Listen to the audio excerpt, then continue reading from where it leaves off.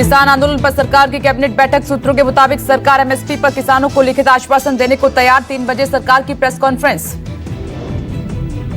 सरकार और किसानों के बीच कल हो सकती है बातचीत। सूत्रों के मुताबिक एपीएमसी कानून के तहत आने वाली मंडियों को और सशक्त करने पर सरकार तैयार है।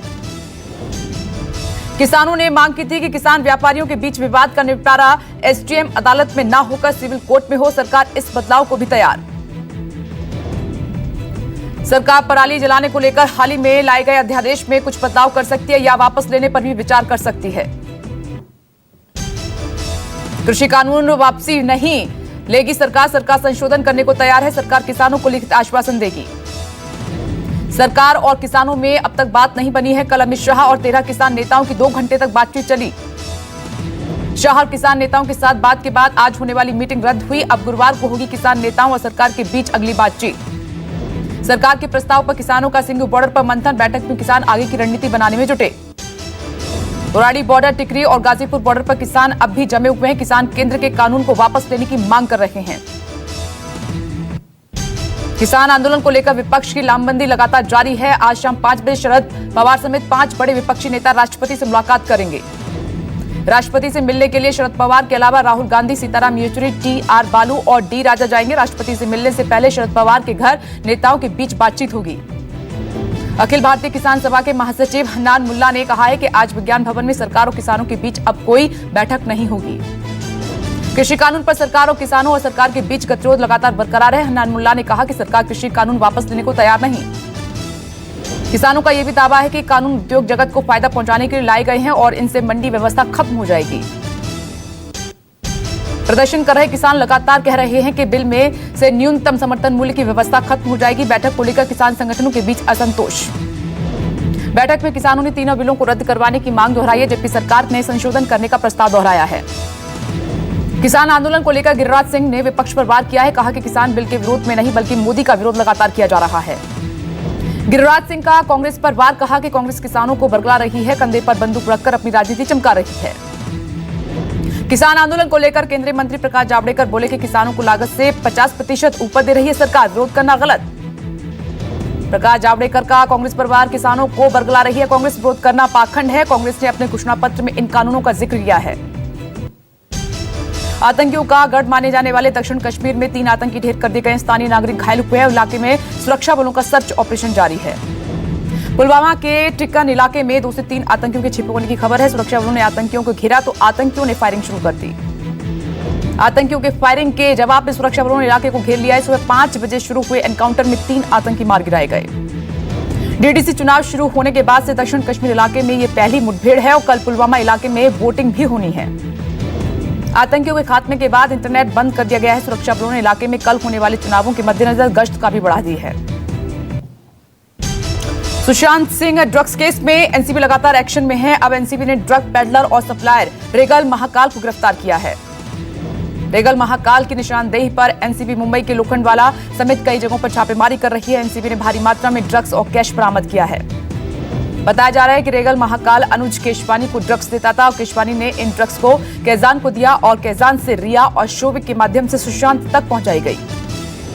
मुजफ्फरपुर शेल्टर होम कांड में 27 साल के दोषी रामानुज ठाकुर की तिहाड़ जेल में मौत हो गई है। रामानुज इस कांड के दोषी ब्रजेश ठाकुर का मामा लगता था।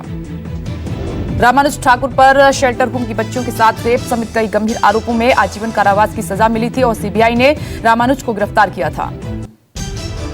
कोरोना के नए मामलों में हर रोज कमी आ रही है। पॉजिटिविटी रेट घटने में संक्रमण में राहत है और देश में एक्टिव मरीज भी लगातार घट रहे हैं। देश में 24 घंटे में 32,000 नए मरीज सामने आए, जबकि 402 लोगों ने कोरोना संक्रमण से दम तोड़ा है। स्वास्थ्य मंत्रालय के मुताबिक अब देश में 97,35,000 कोरोना मरीज हैं और अब तक 1,41,000 लोगों की जान जा चुकी है।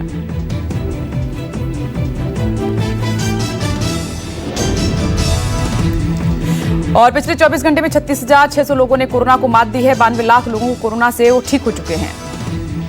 देश में कुल एक्टिव मरीजों की संख्या घटकर 3,78,000 पर आ गई है। संक्रमण भी लगातार कम हो रहा है। दिल्ली में कोरोना ने ली 24 घंटे में 57 लोगों की जान और दिल्ली में 4 नवंबर के बाद एक दिन में सबसे कम मौत हुई है। दिल्ली में बीते 24 घंटे में कोरोना के 3,188 नए मरीज सामने आए हैं और दिल्ली में कुल संक्रमितों की संख्या 5,97,000 तक पहुंच चुकी है। महाराष्ट्र में कोरोना के 24 घंटे में 4026 नए मामले सामने आए हैं। 53 लोगों की जान गई है। कुल आंकड़ा 18,59,000 के पार। हरियाणा में कोरोना के एक दिन में 1391 मामलों की पुष्टि हुई है। 13 लोगों की जान चली गई। 2,46,000 के पार कुल मरीजों की संख्या। वहीं उत्तराखंड में कोरोना के 24 घंटे में 623 नए मामलों की पुष्टि हुई है। 12 की मौत, 80,000 के करीब कुल मरीजों की संख्या। कोरोना के वैक्सीनेशन को लेकर एक्शन में योगी सरकार। मुख्य सचिव को अधिकारियों से 2 दिन में वैक्सीन के ट्रांसपोर्टेशन स्टोरेज पर मांगा प्लान। वैक्सीन लगाने के लिए स्वास्थ्य कर्मियों के लिए ट्रेनिंग प्रोग्राम की प्लानिंग भी लगातार की जा रही है। कोरोना वैक्सीन को सुरक्षित तरीके से जिलों और मंडल स्तर तक पहुंचाने के लिए प्लान तैयार किया जा रहा है। सीएम योगी आदित्यनाथ ने कहा कि कोरोना वैक्सीन कोल्ड चेन को प्लस पोलियो वैक्सीन के लिए बनाई गई कोल्ड चेन की तर्ज पर तैयार किया जाए। ब्रिटेन में 90 साल की महिला को दी गई कोरोना की पूर्ण विकसित पहली वैक्सीन। लंदन में फाइजर और एनबायोटेक की पहली वैक्सीन का इस्तेमाल शुरू हुआ है। मार्गरेट किनन को इंग्लैंड के कॉवेंट्री अस्पताल में डॉक्टरों ने कोरोना का टीका लगाया है। दिसंबर के अंत तक ब्रिटेन में 4 लाख लोगों को कोरोना वैक्सीन दी जाएगी। अनिल विज के पॉजिटिव आने के बाद अंबाला पहुंची कोरोना वैक्सीन ट्रायल करने वाली टीम। पीजीआई रोहतक से आई टीम ने विज को किया चेक। जांच के दौरान पीजीआई रोहतक के वीसी भी रहे मौजूद और विज को अब नहीं दिया जाएगा वैक्सीन का दूसरा डोज। हरियाणा के स्वास्थ्य मंत्री अनिल विज कोरोना टेस्ट के बाद पॉजिटिव पाए गए थे, जिसके बाद विज का इलाज अंबाला कैंट अस्पताल में चल रहा था। विज को 20 नवंबर को कोवैक्सीन ट्रायल के लिए इंजेक्शन दिया गया था और 18 दिसंबर को दूसरा डोज इसका दिया जाना था और अब नहीं दिया जाएगा। कोविड वैक्सीन सेंटर का दौरा करने हैदराबाद पहुंचा 64 विदेशी राजनयिकों का दल। देशों के राजदूत और वरिष्ठ राजनयिक हैदराबाद में 2 देसी कंपनियों को देख रहे हैं। विशेष विमान से राजनयिकों को हैदराबाद लाया गया है और जीनोम वैली इलाके का दौरा कर रहे हैं। जीनोम में कोवैक्सीन का निर्माण हो रहा है। अहमदाबाद के केमिकल फैक्ट्री में आग से भारी तबाही। दमकल की 40 से ज्यादा गाड़ियों ने आग बुझाई है। अहमदाबाद के वटवा में Gujarat industrial development corporation phase 2 में लगी आग। 4 फैक्ट्रियां आग की चपेट में। आग की वजह से 9 धमाके हुए। धमाके की आवाज इतनी तेज थी कि 3 किलोमीटर दूर तक सुनाई दी। धमाकों की आवाज से आसपास की फैक्ट्रियों की खिड़कियां तक, वहां पे जो शीशे लगे थे वो टूट गए। फिलहाल आग के कारणों का पता नहीं चल पाया है। गुजरात के भरूच के होटल में लगी भीषण आग और आग से हड़कंप मचा हुआ है। आग इतनी भयानक थी कि ट्रैफिक को करना पड़ा डाइवर्ट। फिलहाल कोई जनहानि नहीं। पंजाब के मोगा में पुलिस से AK-47 छीनने वाले 5 बदमाश गिरफ्तार। 3 की तलाश जारी है। पुलिस ने बदमाशों से AK-47, 315 बोर का देसी पिस्तौल और 5 कारतूस बरामद किए हैं। आरोपियों को पहचान इंद्रजीत और गुरप्रीत सिंह, जसप्रीत सिंह के तौर पर हुई है। 2 के नामों का खुलासा अभी नहीं हुआ है। पंजाब के पटियाला में पुलिस और अधिकारी विभाग को मिली कामयाबी। अवैध शराब की फैक्ट्री का किया भंडाफोड़। पुलिस ने भारी मात्रा में देसी शराब बनाने वाला सामान भी बरामद किया है। पुलिस ने 2 लोगों को गिरफ्तार भी किया है। हिमाचल प्रदेश के धर्मशाला में वन विभाग ने तेंदुए को रेस्क्यू किया है और 4 फीट लंबा तेंदुआ गांव के एक नाले की खिड़की में फंस गया। मणिपुर के मोहरा में पुलिस और असम राइफल्स के साझा ऑपरेशन में 2 सीमावर्ती इलाकों की छापेमारी। करोड़ों ड्रग्स बरामद। पकड़ी गई ड्रग्स की कीमत बाजार में 165 करोड़ रुपए बताई जा रही है। साथ ही 4 तस्करों को भी गिरफ्तार किया गया है। छत्तीसगढ़ के सरगुजा में भीषण सड़क हादसा हुआ है। दूल्हे के पिता समेत 4 की मौत हुई है, 12 जख्मी। खराब सड़क के बावजूद स्पीड में चल रही थी पिकअप और शादी के बाद बारात वापस लौट रही थी, तभी हादसा हुआ है। यूपी के लखनऊ में चलती कार में अचानक से आग लग गई। ड्राइवर ने कूदकर अपनी जान बचाई। मौके पर पहुंचकर दमकल कर्मियों ने आग पर काबू पाया। कानपुर के बर्रा थाने में एक युवक को कई लोगों ने बेरहमी से पीटा है। सीसीटीवी कैमरे में कैद हुई वारदात। पुलिस चौकी से 100 मीटर की दूरी पर दिया गया वारदात को अंजाम। पीड़ित ने दबंग टिंकू शुक्ला और उसके भांजे विशाल पाठक पर लगाया मारपीट का आरोप। पीड़ित के मुताबिक आरोपी दबंग सट्टेबाजी, जुए और बहुत सी आपराधिक गतिविधियों में शामिल है। पुलिस ने मामला दर्ज कर जांच शुरू कर दी है। इंदौर पुलिस की बड़ी कार्रवाई। 7 ड्रग तस्करों को गिरफ्तार किया है और ये सभी आरोपी शहर के बाहर जिम और कैफे में ड्रग सप्लाई किया करते थे। स्पेन के चिड़ियाघर में 4 शेर हुए कोरोना पॉजिटिव। कर्मचारियों से संक्रमण की आशंका। कोरोना पॉजिटिव पाए गए 4 शेरों में 3 मादा और 1 नर शेर शामिल है। इन शेरों ने नर की उम्र 4 साल है और सभी मादाओं की उम्र 16 साल है।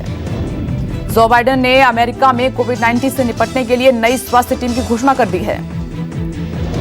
8 लाख डोज के साथ 70 अस्पतालों से शुरू हुई ड्राइव और भारतवंशी हरि शुक्ला को पहले फेज में लगेगी वैक्सीन।